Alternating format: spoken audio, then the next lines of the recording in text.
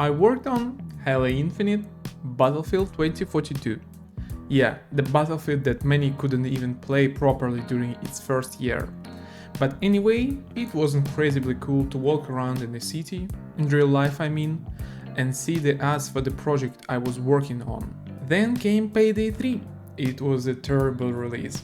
Again, a lot of problems. Servers weren't working, an unfinished game, a very little content, and other issues. Attempts to fix things failed, and it ended predictably for the company.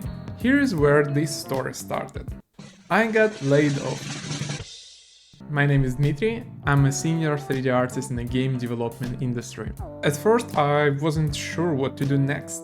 A couple of days later, I updated my CV and checked my portfolio. Everything looked decent. But unfortunately, the timing was terrible. Layoffs waves kept coming. Studios in Stockholm had no open positions. And all this happened in December. Everyone was already thinking about Christmas and where to go on vacation in January. It became clear that getting a job quickly wasn't looking likely. But I didn't want to miss this unique moment in my career. I was laid off for the first time, hopefully last one, but I still got paid for a couple of months. I must use it for my own benefit. I had been wanting to make my 3D course for a long time, but work and mentoring never left me enough time. And now I had the chance. Instead of panicking and urgently searching for a new job, I decided to finally bring my idea to life, to create a 3D course. The topic came up naturally. During mentoring with students, we ran into a problem. A seemingly simple object, a hand plane, turned out to be quite tricky to model correctly. So, I decided to break down the entire pipeline using it. But once I started the blackout, I realized it's not that simple even for me. I had to dive into the design, study a ton of references. Now I understand how planes work, what adjustments they have, and how they differ in functionality. Even though I never thought I'd need this knowledge. But it's part of being an artist. You need to understand how the object you're working on functions. Recording the course was a whole story in itself. I recorded about 20 hours of material. Unfortunately, I didn't think to speed up some parts, so it ended up being super detailed, sometimes too detailed. At first, I wanted to voice everything, but I quickly realized that it wasn't feasible.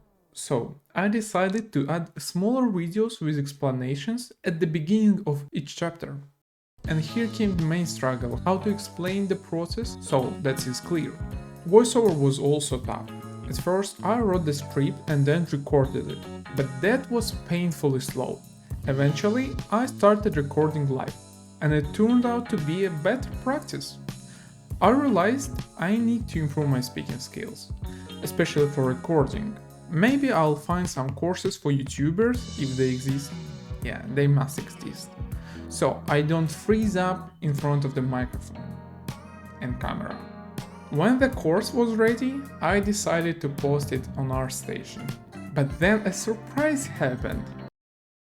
They disabled my store page. It turned out my Swedish documents suddenly didn't satisfy them, even though everything had been fine before. Support just shrugged and said, "Wait until it's fixed." Thanks, I guess. So I had to upload it on Gumroad. I remember when they used to charge $10 a month for selling things, but now they made it free to join, but take a percentage of sales. In any case, it was better than waiting for ArtStation to sort out their document verification system. I filled out the page, added a teaser, and uploaded the files. The package included the project with all saved files, all stages of work: blackout, mid poly, high poly, sculpt, low poly, plus references, also begging project in Marmoset toolbag and textures in Substance Painter. Everything you need to repeat the process from scratch, or just explore the project structure on your own. The course art project hit the top on ArtStation, thanks to my portfolio and followers there. The first sales came in. Not millions, of course, but it felt good. though the commissions and taxes eat up to 50%. The coolest part, my studio license was purchased by Wargaming. If I ever go for interview with them, I can say, "You've already bought me." Then, out of nowhere, I got contacted by Future Games, a Swedish gaming development university. They saw the course, checked out my portfolio, and offered to hold a lecture on hard surface art.